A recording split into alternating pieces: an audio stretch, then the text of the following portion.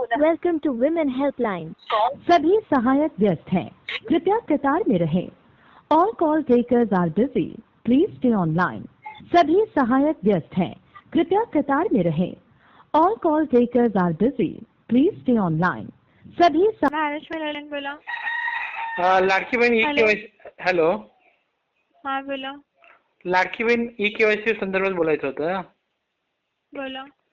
त्याच्यामध्ये एक ऑप्शन चुकलेलं असेल तर आणि सबमिट झालं असेल तर काय करावं लागेल? असं का? ऑप्शन आहे ना तो सरकारी नोकरी. हॅलो हॅलो, आवाज येतोय का तुम्हाला? एक ऑप्शन चुकला असेल तर काय त्याचा काही अपडेट नाही आपल्याकडे. कोणता ऑप्शन चुकवलाय तुम्ही? तेच सरकारी नोकरदार आहात का नाही आहे, नाही तर होत का नाही ते त्याच्यामध्ये काय नाही करायचं होतं तिथे? काय केलं तुम्ही? नाही लिहिलेलं आहे, नाही ऑप्शन दाबलेलं आहे. हा मग बरोबर भरलं ना.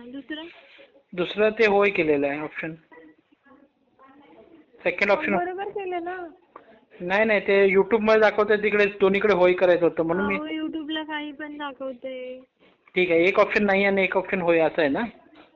जे पहिलं ऑप्शन आहे माझ्या कुटुंबातील सदस्य बरोबर नियमित कायम कर्मचारी म्हणून सरकारी विभाग, उपक्रम, मंडळ, भारत सरकार किंवा राज्य सरकारच्या स्थानिक संस्थेमध्ये कार्यरत नाही किंवा सेवानिवृत्तीनंतर निवृत्ती वेतन घेत नाहीत ना. आणि कार्यरत नाहीत म्हणजे नाहीच येणार तिथं. होय कसं येणार?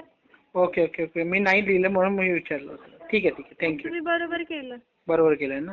ओके ठीक आहे. हॅलो, महाराष्ट्र मला हेल्पलाईन बोला. हॅलो. हॅलो, हां बोला. नमस्कार मॅडम. हे ई केवायसी मध्ये ते प्रश्न विचारलेत ना, त्याच्यामध्ये ऑप्शन काय टाकायचे? भरपूर कन्फ्युजन आहे इकडे. हां, जे पहिलं आहे की सेवानिवृत्तीनंतर तुम्ही निवृत्ती वेतन घेत आहात का? हो हो. हां, घेत नाहीत हो की नाही? हो बरोबर आहे. हां, तिथे नाही म्हणून करा. ओके आणि कुटुंबातील एक विवाहित असेल तिथे होय करा तुम्ही. Okay okay madam, thank you.